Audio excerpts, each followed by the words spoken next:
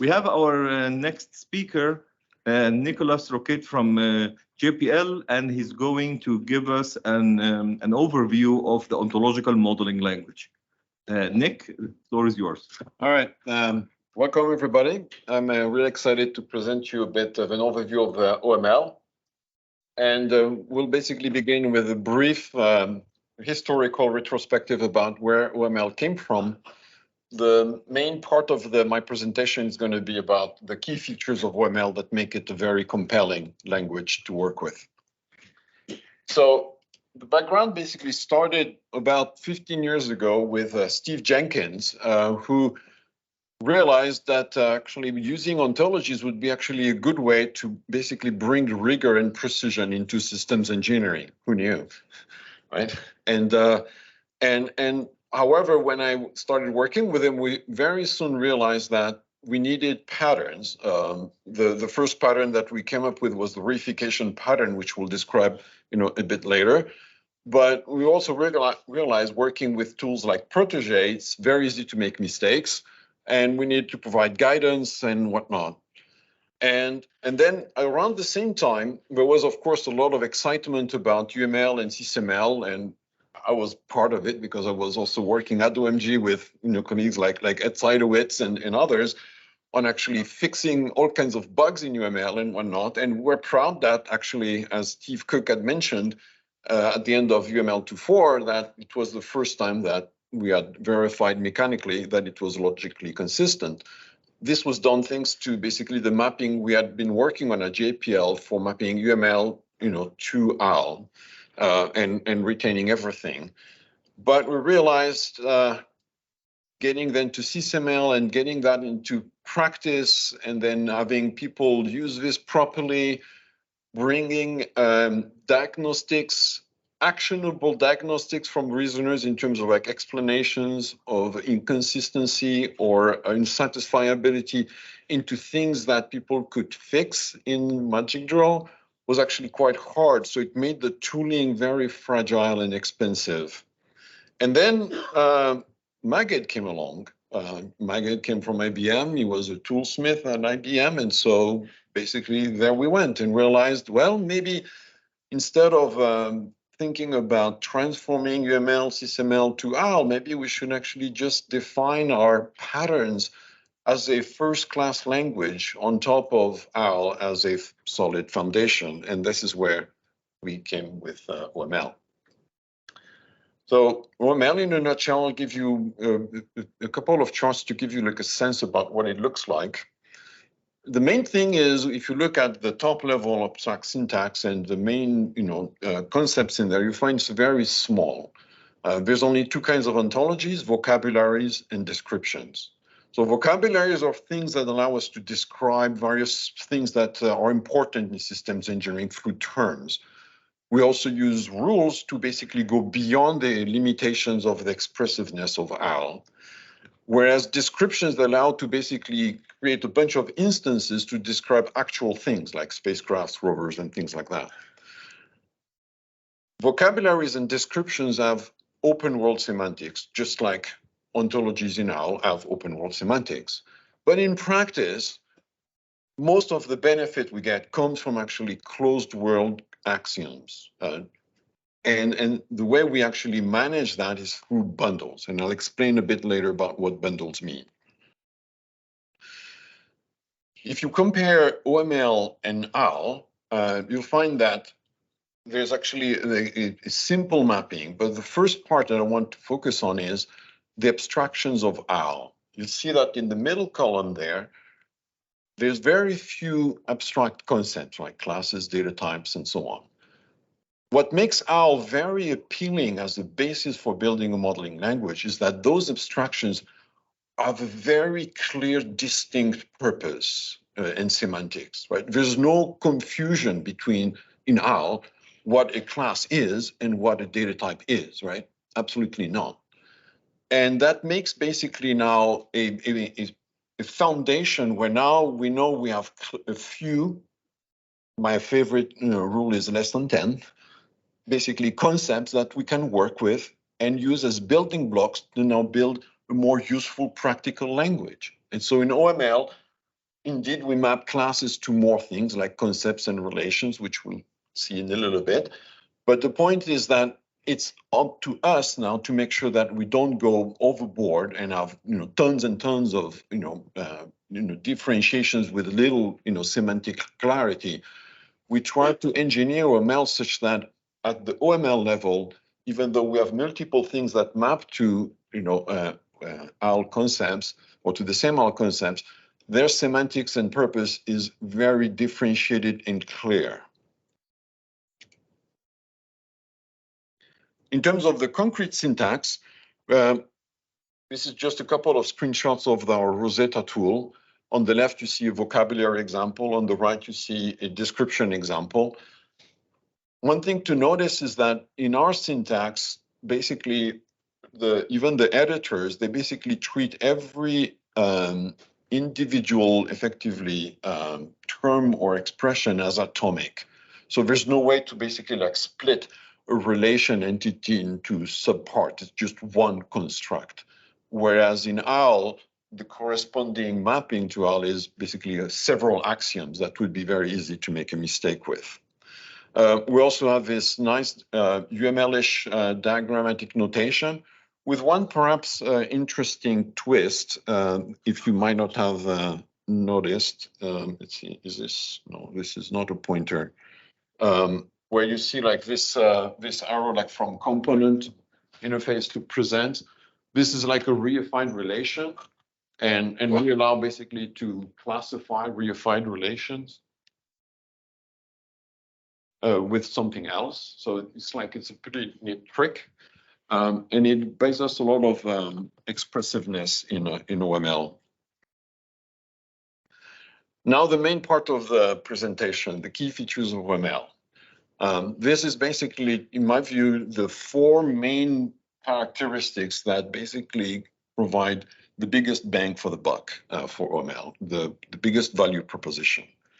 Let's start with reasoning, because as soon as you work with ontologies, reasoning, and even though it's automated, that doesn't mean it's easy to understand, right? Anybody who's worked with that can agree with it. The first trick that we actually use to make reasoning understandable in OML is something I've called named entities. We restrict everything about named entities. So to give you an example of what I mean, consider this simple snippet of vocabulary: pizzas made with toppings, right? Everybody loves pizzas, right?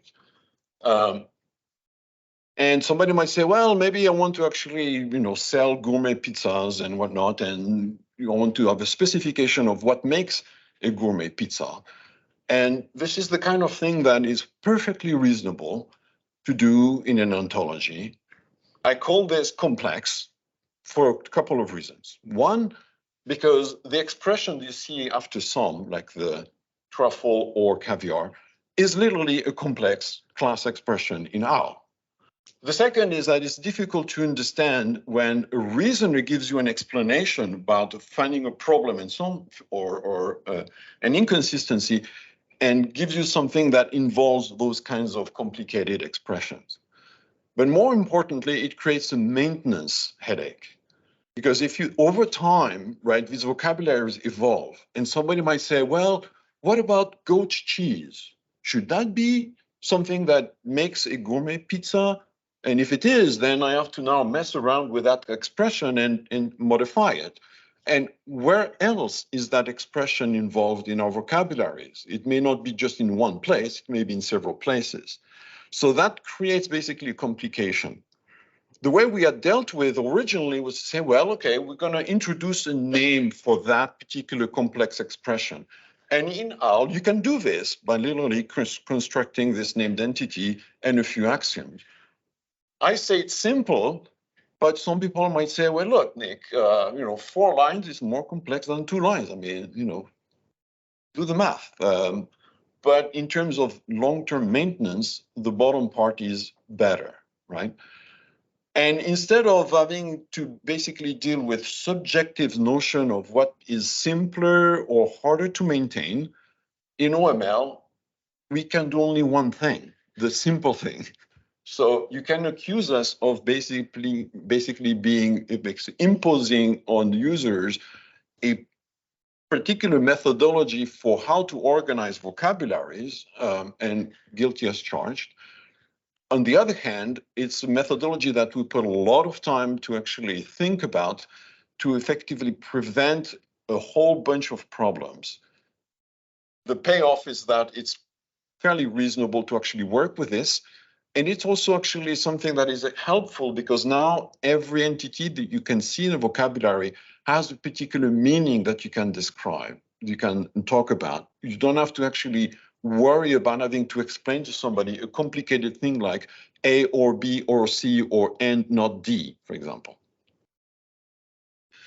The second major value proposition of OML is the reification pattern. There's a long history about reification in ontology. There's this URL. You can find a very nice summary from Natasha Noy, who wrote about this stuff from back in her days when she was at Stanford. And in effect, in OML, our reification is that pattern number one with n equal 2. Which it looks like this. So a reified relation is just basically a box that has a source and a target. The source and the target could actually be reified relationships themselves. I just used, in this particular example, something that has classes just to keep it simple. The mapping to OWL, we've actually optimized this mapping over the years. Some of you might have seen some presentations at OMG that I had made back in the days when I was talking about the mapping of UML and TCML to OWL. It was a more complicated mapping. This one is actually really simple and sparse. So if you're concerned about the cost of basically reification in OWL, this one is really dirt cheap.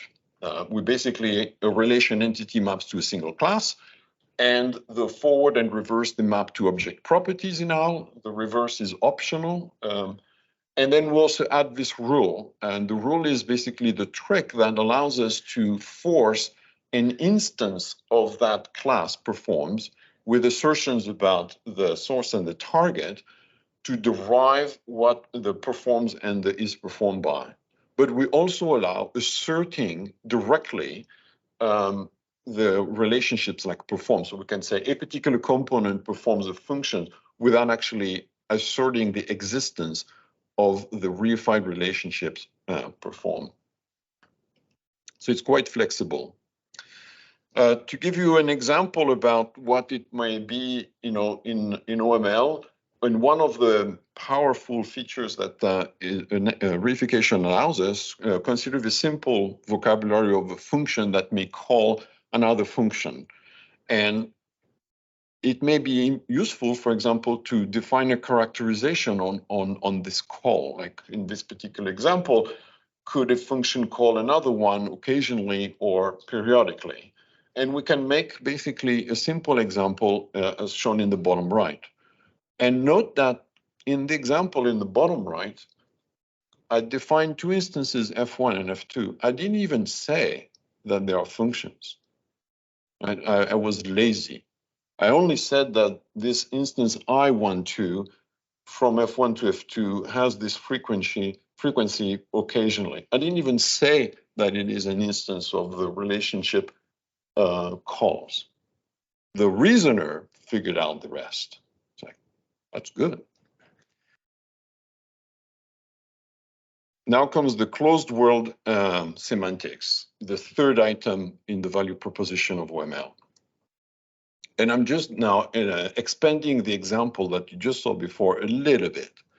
Imagine that you have some security guys who basically saying, wait, you're talking about functions calling other functions? Well, maybe we want to make sure that we distinguish between functions that have a certificate of safety because we've done some scanning or whatever, versus functions that are known to have vulnerabilities, maybe because, again, by scanning, we find there's a common vulnerability minoration potential in that particular code, for example. And so the security guys might say, furthermore, to say, well, the secure function can only call a secure function because you don't want to basically lose that security property. whereas vulnerable functions can only call vulnerable functions, and we want to basically keep those two things, separate. Sounds fairly reasonable. So imagine that you basically, again, take that example we just saw earlier with two functions f1, f2. Again, remember, we didn't even say what f1 and f2 are, right? But now we're saying, well, somebody is telling us that f1 actually, there is a certificate of it being a secure function, and maybe a scanner actually reported a CV vulnerability about f2. Anybody wants to take a guess at what the reasoner will say about this? Well, I'll give you the short answer. The reasoner will actually tell you f2 is both a secure function and a vulnerable function. And the security guy is going to say, whoops, that's not what we really mean. Those two things should not be, compatible. And so in L2, no problem, add a disjunction axiom.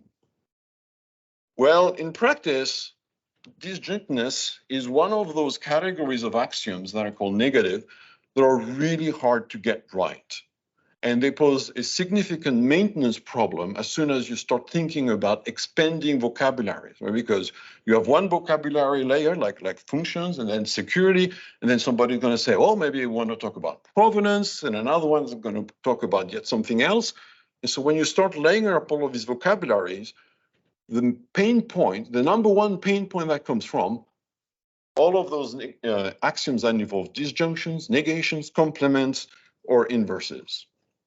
And so in OML, the trick is we apply bundle closure.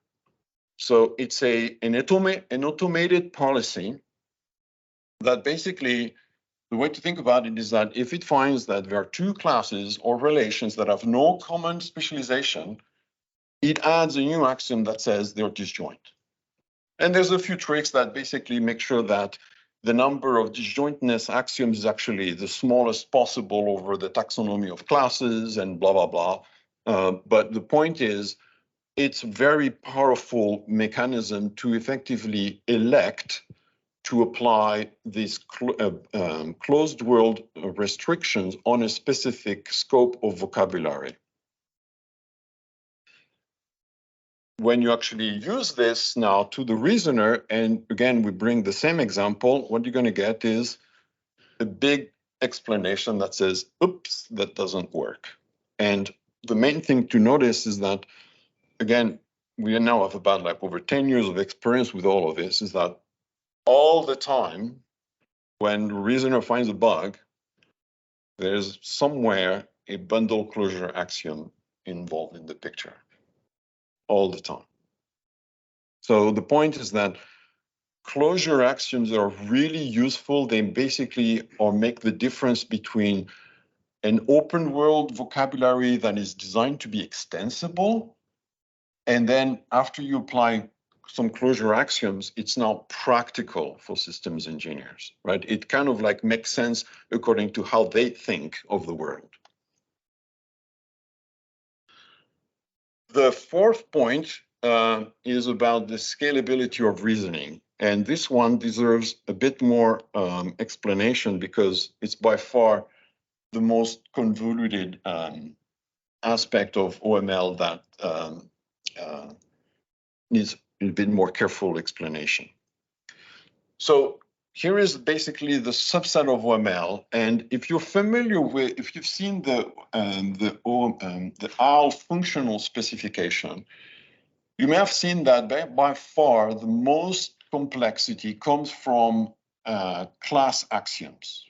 So, for example, you can say a class A is a subclass of a class B, for example. You can say a class A is a specialization of another class that has a restriction on something else and whatnot. And so these class axioms and the class expressions, they're by far the most complicated features of the OL language.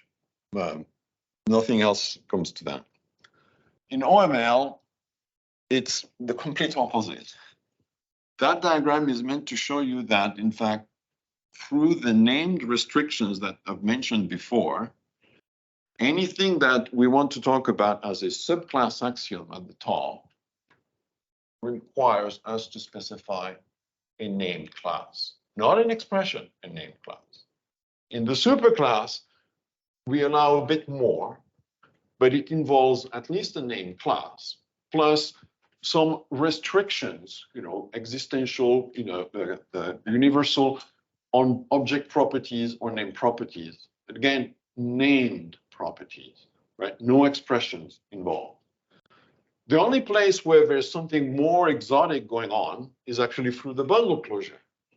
When now in the bundle closure, all of the disjointness axioms that we generate, they're actually a recursion. Those axioms can be like pretty complex. However, if you have a vocabulary, say, with 100 concepts, classes or relationships, you can only have at most 100 of those mentioned in that disjointness axiom. So in a sense, there's actually for known given vocabulary an upper bound on the most complex and the largest axioms you can ever find in OML, which is actually pretty neat. Compare this, so I just mentioned those things, to Al2RL. If you can, for those who may not have seen OML, I mean Al per se, there's 3 profiles that are interesting. EL, which stands for basically entity modeling, RL for rule-based modeling, and QL for query-based modeling. EL has basically the best computational properties. It's like polynomial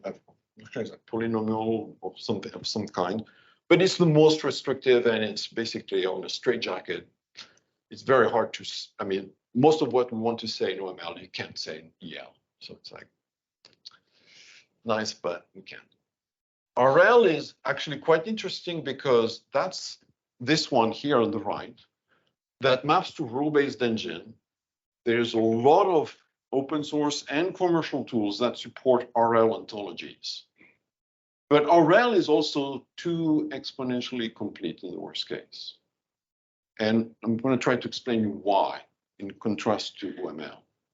Take, for example, again, a subclass axiom. So in the way that these profiles are described, they impose restrictions on the kinds of expressions and axioms that you can write in those profiles, just like we do in OML.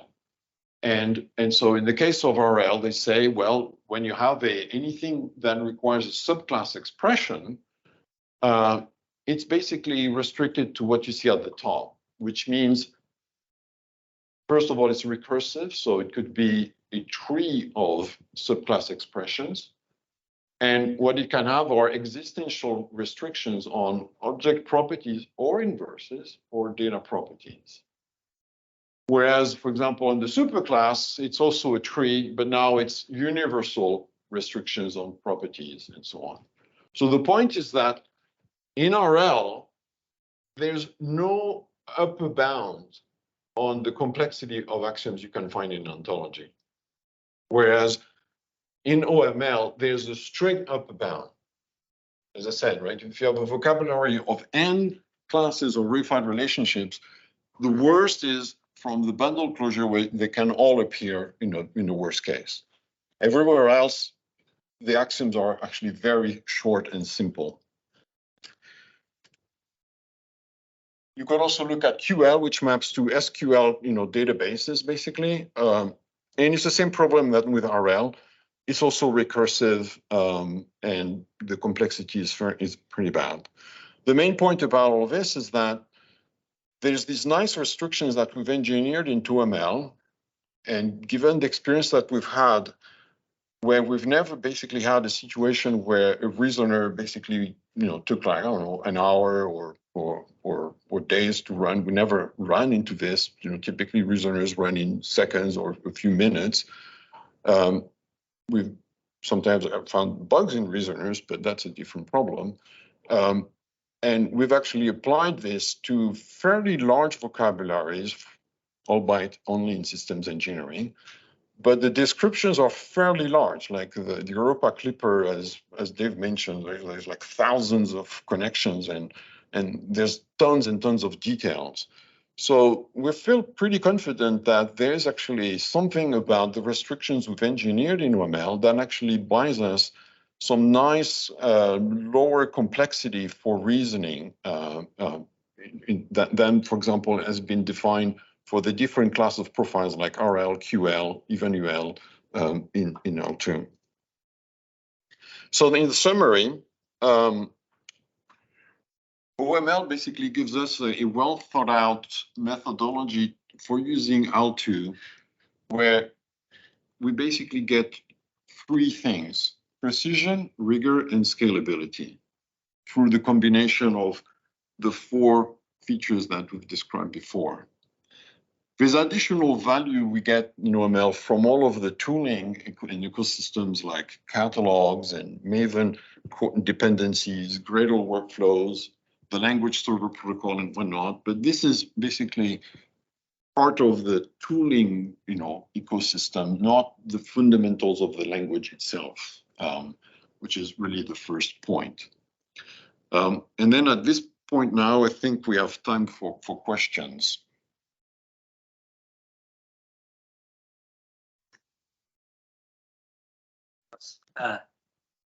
Could you please intuitively explain what is the distinction between a concept and an aspect? Yeah, oh, yes, absolutely. Would be the... Yeah, let's see, do I have that? Basically, the bundle closure only works over concepts and relation and reified relations. Bundle closure does not restrict the aspects. So I don't have like a nice diagram. But what is the intuitive semantics? The intuition is basically an aspect. Think of it like a capability. So for example, like in some of our vocabularies, we had like, for example, like a specified thing, right? Which was like basically a requirement can specify a specified thing. And we wanted to basically have, again, a named entity or something that we could add additional properties, like, for example, contained thing, for example. Identified is a bit easier to understand because it carries an identifier property, right? And so we don't want to impose a closed world restriction on the aspects. That's why it's excluded from bundle closure. The relation still is subsumption relation. Right, so every component is a contained thing. Yes, right. So So it's so we allow specializing aspects with concepts, and we also allow specializing aspects with reified relationships. I think it's very mixing. Exactly. Right. Yeah. Definitely. Yeah, that makes sense. You don't have the closure. Okay. Oh, is there Okay, at this point, could I it- think we we have one more question. Yeah. It might be really helpful if we had kind of a specific example to walk through all of these, because when you start to talk the relationship sets, the rule sets, how does that apply? It's very abstract. If you had a specific example, it'd be very interesting to see. Yeah, sure. I only, this was an overview. I only had limited time to give you this information. I also want to say that we've developed a number of tutorials for OML that walk through concrete examples. So please find them on the blog. You can find like 6 of them. Thank you.